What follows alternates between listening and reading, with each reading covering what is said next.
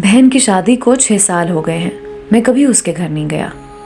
ईद शब रात कभी भी अब्बू या अम्मी जाते हैं। मेरी बीवी एक दिन मुझे कहने लगी, आपकी बहन जब भी आती है उसके बच्चे घर का हाल बिगाड़ कर रख देते हैं, खर्च डबल हो जाता है।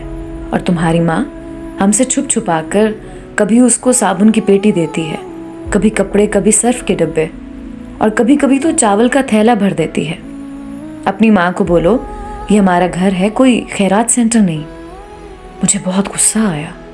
मैं मुश्किल से खर्च पूरा कर रहा हूँ और माँ सब कुछ बहन को दे देती है। बहन एक दिन घर आई हुई थी। उसके बेटे ने टीवी का रिमोट तोड़ दिया।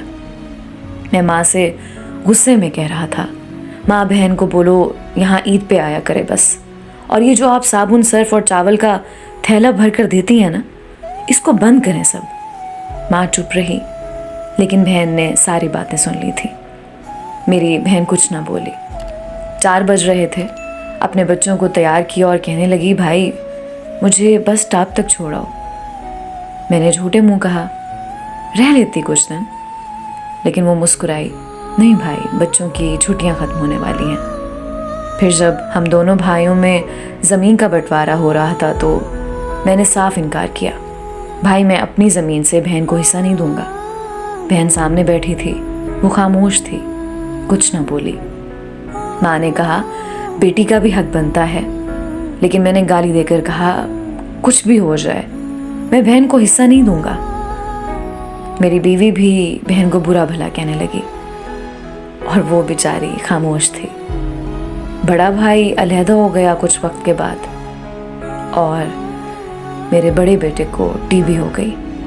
मेरे पास उसका इलाज करवाने के लिए पैसे नहीं थे। मैं बहुत परेशान था। कर्ज भी ले लिया था, 1 लाख रुपया। भूख सर पर थी। मैं बहुत परेशान था।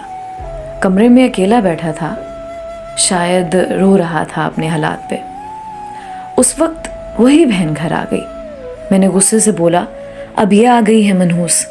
मैंने बीवी को कहा, कुछ तैयार करो बहन के लिए। बीवी मेरे पास आई, कोई ज़रूरत नहीं गोश्त या बिरयानी पकाने की इसके लिए। फिर 1 घंटे बाद वो मेरे पास आई।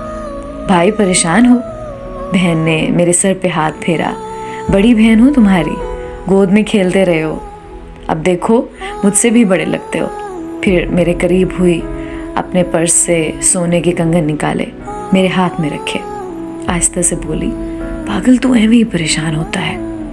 बच्चे स्कूल थे, मैंने सोचा दौड़ते दौड़ते भाई से मिलाऊं, ये कंगन बेचकर अपना खर्च कर, बेटे का इलाज करवा, शक्ल तो देख, जरा क्या हालत बना रखी है तूने अपनी। मैं खामोश था, बहन की तरफ देखे जा रहा था। वो आहिस्ता से बोली, किसी को ना बताना कंगन के बारे में, तुमको मेरी कसम है। मेरे माथे पे बूसा किया और 1000 रुपया मुझे दे दिया, जो 150 के नोट थे। शायद वो उसकी जमा पूंजी थी। मेरी जेब में डालकर बोली, बच्चों को गोश्त ला देना, परेशान ना हुआ कर।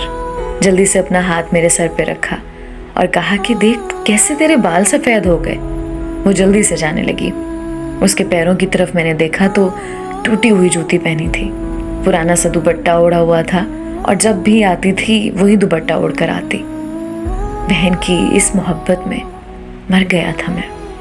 हम भाई कितने मतलब परस्त होते हैं, बहनों को पल भर में बेगाना कर देते हैं और बहनें भाइयों का ज़रा सा दुख बर्दाश्त नहीं कर सकती।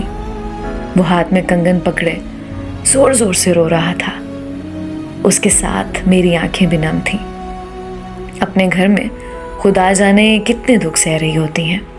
कुछ लम्हे बहनों के पास बैठकर हाल चाल पूछ लिया करें, शायद उनके चेहरे पे कुछ लम्हों के लिए एक सुकून सा आ जाए। बहनें माँ का रूप होती हैं।